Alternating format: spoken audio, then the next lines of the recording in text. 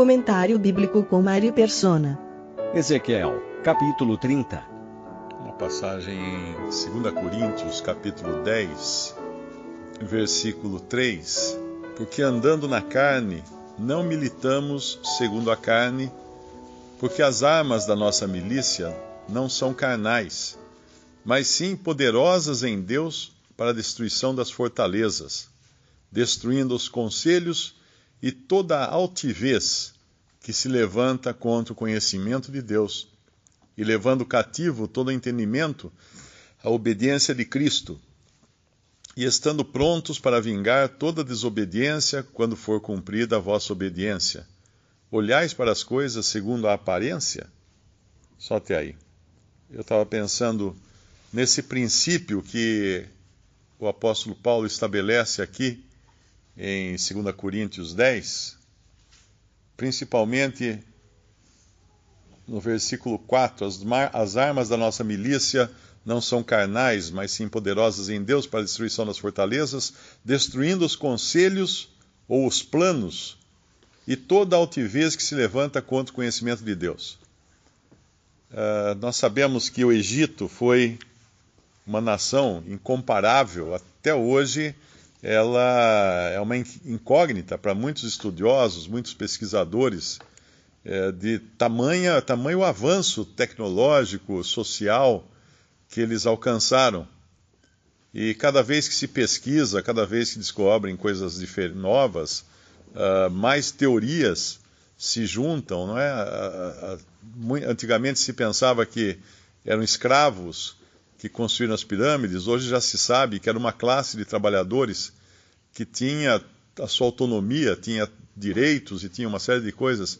Então, socialmente falando e tecnologicamente falando, era uma nação incomparável.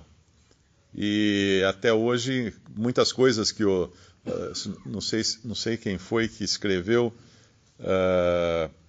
aquele historiador judeu que Flávio Joséfo. Flávio Joséfo, ele faz uma crítica, em um determinado momento do livro dele, ele faz uma zombaria dos gregos, dizendo que os gregos pensam que são grande coisa, mas o que eles sabem, eles aprenderam com os egípcios.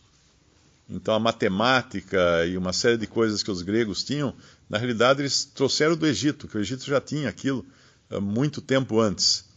E aqui no nosso capítulo 30 de Ezequiel, nós vemos um juízo contra o Egito. E é um juízo de arrasar o Egito, mostrando claramente que quem está no controle por detrás de todos os homens, dos grandes reis, dos grandes reinos, dos impérios do mundo, é Deus. Em última instância, é Deus. E isso é importante nós sabermos, principalmente num momento como esse em que o nosso país passa, quando muitos cristãos querem interferir, querem decidir como fazer ou como não fazer, participar de greves, manifestações, derrubar o governo e tantas outras coisas. E nós entendemos perfeitamente que é Deus que está por trás de todas as coisas. Qualquer manifestação, qualquer desejo dos egípcios de se manterem naquela glória de antigamente era vã, porque Deus tinha determinado que ia acabar com eles. E Deus usaria um outro reino, aqui nos fala de Babilônia, nos fala eu acho, Nabucodonosor, tem um versículo que fala dele. Deus usaria, então, um outro reino poderoso para derrubar os egípcios, para oprimir os egípcios. E assim Deus depois também iria derrubar a Babilônia, até o momento em que serviu como os interesses de Deus, Deus iria mantê-la, mas depois também ia sair de cena, Babilônia. E assim foi com vários outros reinos, até chegarmos hoje no mundo, quando nós não temos aquela sequência de reinos e de intervenções divinas, derrubando reis e colocando reis, como nós vimos antes do período da igreja. Hoje o mundo entrou num parêntese onde o próprio Israel, que era quem Deus fazia as coisas sempre com o olho em Israel, o próprio Israel está deixado de lado hoje, os judeus, dividido que está, e também na terra deles, porém na terra por esforço próprio, e em total desobediência, total rebeldia contra Deus. Outro dia eu vi uns vídeos no YouTube mostrando missionários jovens americanos tentando pregar o evangelho nas ruas de Jerusalém e falando de Jesus, falando de Yeshua, eles falam pelo nome que eles sabem do hebraico, e pregando e sendo apedrejados.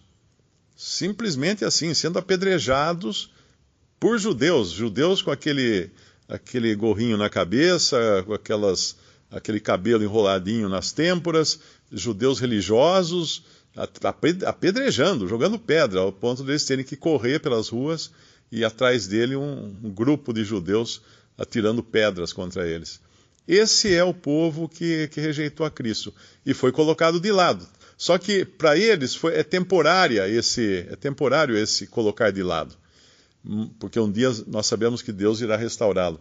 Então é fútil, é bobagem qualquer tentativa hoje do cristão querer interferir na ordem de coisas do mundo. É claro que aquele que sabe fazer o bem e não faz, peca. E nós devemos, então, fazer o bem naquilo que estiver ao nosso alcance, ajudando as pessoas, pregando a palavra também, mas interferir no sistema de coisas do mundo, loucura. Por que nós iríamos remar contra a vontade de Deus? Se nós sabemos lá por Romanos capítulo 13, não é? Que fala das autoridades, nós sabemos que elas são constituídas por Deus. De que adianta eu votar por um presidente ou por uma autoridade?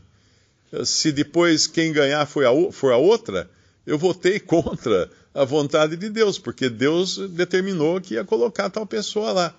Porque eu fui votar de outra maneira. E ainda que alguém fale, não, mas Deus determina para que as pessoas votem para que depois esse candidato seja eleito. Não é bem assim, não. Se Deus quiser, Ele põe lá, Ele faz a coisa acontecer da maneira dele.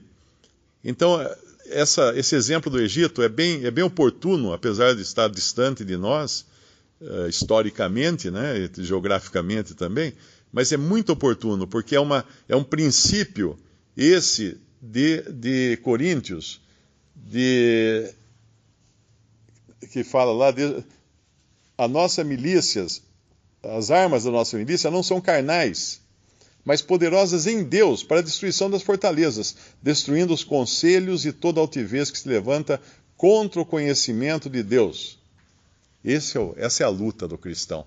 E não é uma luta contra a carne, mas é uma luta que envolve principados e potestades nos lugares celestiais. Tem só um versículo que tem a chave desse capítulo, não só desse, mas de todos aqueles que falam de juízo, quando Deus lança juízo sobre uma nação, ou mesmo sobre pessoas. O versículo 13. Assim diz o Senhor Jeová: também destruirei os ídolos e farei cessar as imagens de Nofe.